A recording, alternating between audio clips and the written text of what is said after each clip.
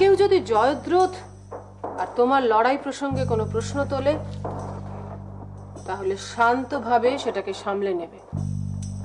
বলবে সে সময় সিংহলের পুনর্নির্মাণ নিয়ে তুমি এত বেশি ব্যস্ত ছিলে, তোমার মাথায় এত বেশি চিন্তা ছিল যে এদিকে মনোযোগ দেবার তুমি সময়ই পাওনি, তাই এই ঘটনা ঘটেছে।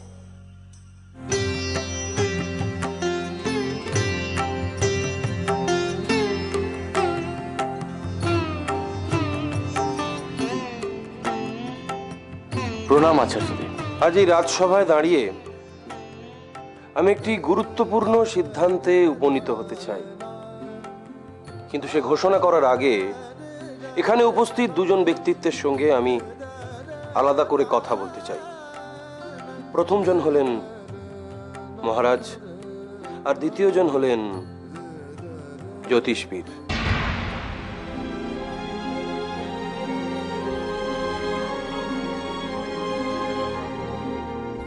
মহারাজ, আমি প্রথমেই আপনাকে প্রশ্ন করব, রাজকুমারী খনাকে কবে অপহরণ করা হয়েছিল? বিকটাসুদাহর রাত্রে। আর আগ্নেয়গিরির অগ্নুৎপাতের খবর আপনি কবে পেয়েছিলেন? ঠিক তার পরের দিন সকালবেলা। খনা, তোমাকে অপহরণ করে কোথায় নিয়ে যাওয়া হয়েছিল? সিংহলের বাইরে একটি দ্বীপে। আচ্ছা খনা, তুমি সিংহলে আবার ফিরে এলে কবে? ঠিক তার 4 দিন পর। ঠিক তার 4 দিন পর। মহারাজ, এবার আপনি বলুন তো, ওই অগ্নুৎপাত থামার খবর আপনি কবে থেকে পেতে শুরু করলেন? ঠিক 4 দিনের মাথায়। এবার জ্যোতিষবীরকে আমি একটি প্রশ্ন করতে চাই, যদিও এই প্রশ্ন আমি আগেও করেছি। আচ্ছা, আপনি কি গণনা করে সিংহলের এরকম কোনো বিপদের আশঙ্কা অনুধাবন করেছিলেন? না। তাহলে আপনারা সকলেই ওনাদের কথা শুনলেন। মহারাজ এবং জ্যোতিষবীরের বক্তব্যকে সামনে রেখে আমি একটি সিদ্ধান্তে উপনীত হতে চাই। রাজকুমারী খনা আমাদের সিংহলের পক্ষে অত্যন্ত গুরুত্বপূর্ণ বিষয়। তার উপস্থিতি বা তার অনুপস্থিতিতেই সিংহলের দুর্ভাগ্য বা সৌভাগ্য নির্ভর করছে। তাই আমি আচার্য বিদ্যাধর এই রাজসভায় দাঁড়িয়ে ঘোষণা করতে চাই যে রাজকুমারী খনা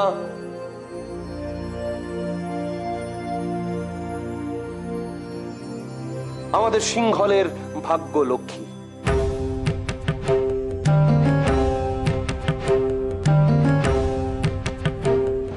আমার মনে হয় এই মুহূর্তে দুর্ভাগ্য বা সৌভাগ্য নিয়ে আলোচনা না করে সিংহলের পুনর্নির্মাণ নিয়ে আলোচনা করা উচিত।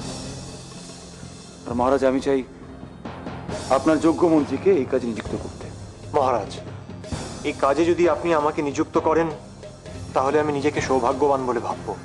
ক্ষমা করবেন মহারাজ, আমার মনে হয় কোনো ব্যর্থ ব্যক্তিকে এই কাজে নিযুক্ত না করাই উচিত, কারণ তিনি রাজকুমারী খনাকে সুরক্ষা দিতে ব্যর্থ হয়েছেন, আর তাই খনাকে অপহরণ করে সিংহলের বাইরে নিয়ে যাওয়া সম্ভব হয়েছে। যদি তাই হয় তাহলে জয়মি সিংহলকে রক্ষা করেছে, কারণ জয়মি আমাকে রাজপ্রাসাদে ফিরিয়ে এনেছে, আর তার ফলে প্রকৃতিও শান্ত হয়েছে। যদি এই পুনর্নির্মাণের কাজে আপনি আমাকে যোগ্য বলে মনে করেন তাহলে আমার সঙ্গে আলাদা করে আলোচনা করে নেবেন। এখন আপনার অনুমতি চেয়ে আমি এই মুহূর্তেই সভা ত্যাগ করতে চাই।